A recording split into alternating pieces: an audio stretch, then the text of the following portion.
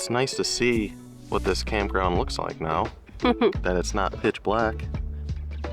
It's nice. This is probably one of the most level spots we've ever stayed. Our little bubble level, it's a 360 level, dead center. It's a beautiful, slightly breezy 64-degree morning. I think it's supposed to reach the 90s today, but again, got that southwest humidity. But as you can see, like the sites aren't like close together or anything.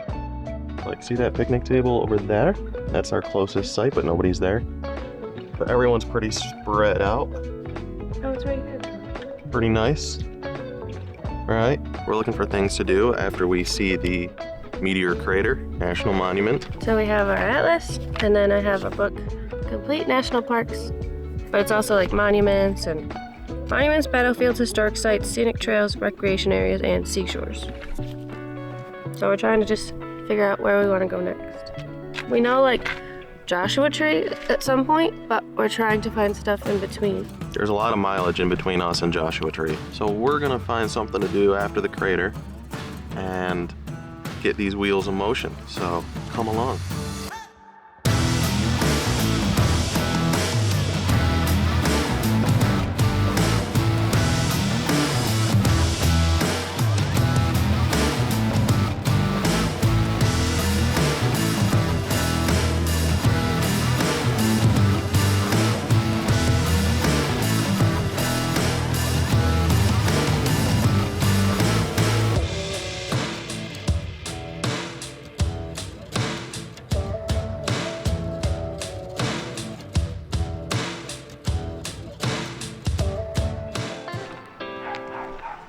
Probably.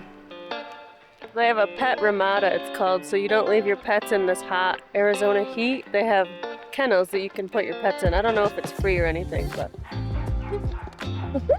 Over there, you hear 'em?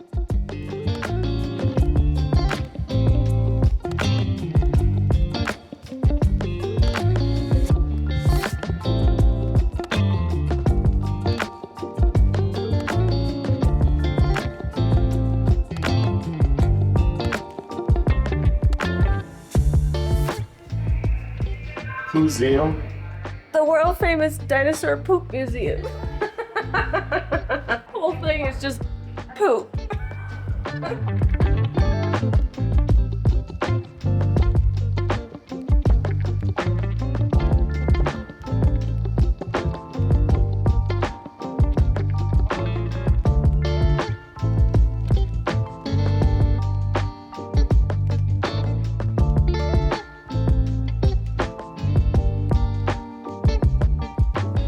When you get here, you get like a little history lesson pamphlet.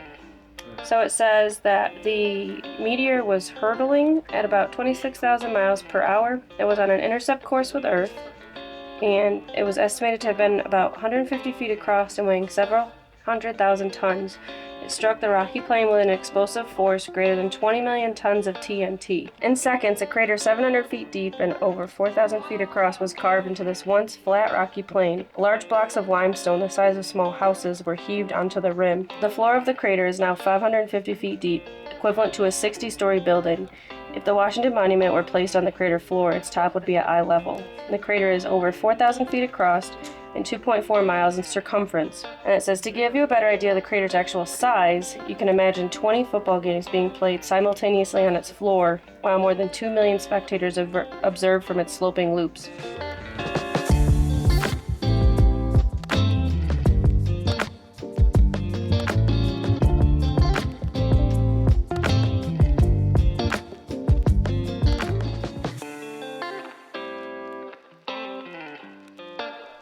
All these big boulders are part of the rocks that exploded up when the meteor hit. Hurricane-force winds threw 175 million tons of material in all directions. The shock of impact melted most of the meteor and spread it with the large plume of debris. It took just 10 seconds, and Meteor Crater was formed. Look at all the bugs. What?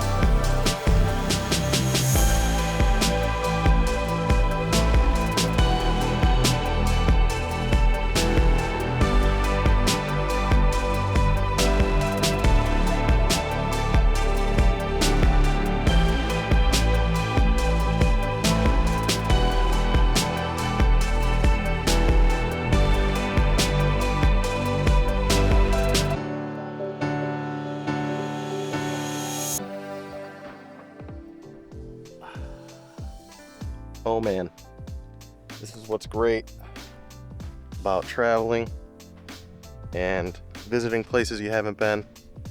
We are on some BLM land in Southern California. I believe Joshua Tree National Park is just a mile that way. But look at this. I mean, you can see by the drone footage, but yeah, this is our spot for the evening. Obviously a little breezy. Yeah, but it was 97. It's cool right now.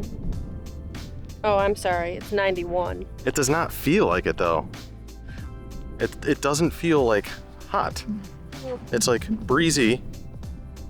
Honestly, it feels like maybe 80.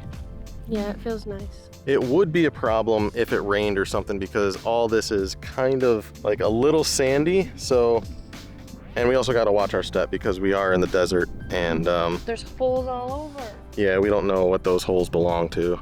Yeah.